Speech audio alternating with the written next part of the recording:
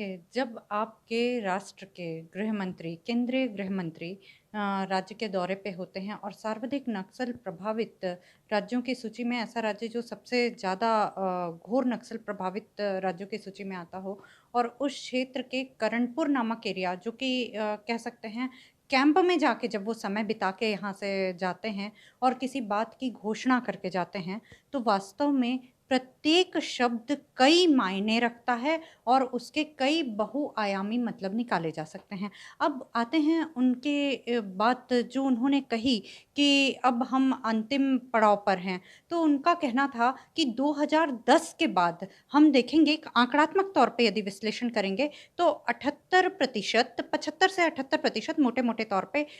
जो हिंसक वारदात हैं, उनमें कमी आई है। और इनको देखते हुए उन्होंने कहा कि जो शेष 22-23% है, उसके लिए भी हम तैयारी में हैं। तो कहने का ये मतलब होता है आप उनकी अगली लाइन को यदि अंडरलाइन करेंगे, तो आप ये देखेंगे कि उन्होंने कहा कि झारखंड और कई स्थानों पे हमने सुरक्षा का वैक्यूम पार कर लिया है। वैक्यूम पार करने का मतलब होता है उन स्थानों में भी अब हमारी सुरक्षा व्यवस्था की पहुँच हो चुकी है, जिन स्थानों में सुरक्षा के नाम पे हम कभी निरंक हुआ करते थे। जब वो कहते हैं कि हम अंतिम मोर्चे की लड़ाई पे हैं, तो इसके ये मायने हो जाते हैं कि अब हम न केवल सुरक्षा बल्कि विकास को भी गति देने में सक्षम हैं। क्योंकि हम बिना संचार व्यवस्था के या बिना किसी कम्युनिकेशन लेवल पे, बिना सड़क के या बिना शिक्षा के किसी स्थान पे यदि विकास की बात करते हैं या किसी संघर्ष को खत्म करने की बात करते हैं, तो ये कोरी ही साबित होती है। और आज जब केंद्रीय गृह मंत्री ऐसा कह रहे हैं,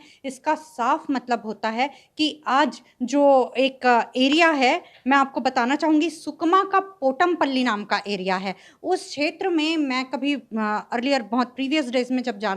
जाया करती थी, तो वहाँ पे कैंप की कल्पना भी नहीं की जा सकती थी। आज ना केवल सीआरपीएफ वहाँ पे जाकर के कैंप तक के सीमित है, बल्कि गाँव में जाके कई प्रकार के सिविक एक्शन प्रोग्राम्स का भी संचालन कर रहा है। कहने का मतलब वहाँ पे कई प्रकार की शिक्षा और संचार से जुड़ी गतिविधियों में भी अपनी आमद बराबरी से बनाए हुए है। ये जो मैं कह रही हूँ कि वहाँ पे न केवल सीआरपीएफ ने सुरक्षा के लिए काम किया है, बल्कि मैं तो कहती हूँ वहाँ पे शिक्षा और संचार के लिए भी वो लोगों के लिए एक विशेष प्रकार का इनिशिएटिव ले रहे हैं। किसी भी क्षेत्र में चाहे वो सोनपुर वाला बेल्ट हो, नारायणपुर का या कोई भी बेल्ट हो, जब मैं वहाँ पे व्यक्तिगत तौर पे जाकर के देख के आती हूँ, तो देखती हूँ कि जिन-जिन क्षेत्रों में कैंप लगते हैं, उनसे 10 किलोमीटर पीछे खिसक जाता है माओवाद। तो कुल मिलाकर ये मायने हैं कि न केवल सुरक्षा यानी हथियार से हम हथियार लेके लड़ने के लिए तैयार हो गए हैं, नहीं, हम सुरक्षा के लिए भी तैयार हैं, पूरे आर्म्ड शस्त्रास्त्र रूप से भी तैयार हैं और हम विकास को भी गति देने में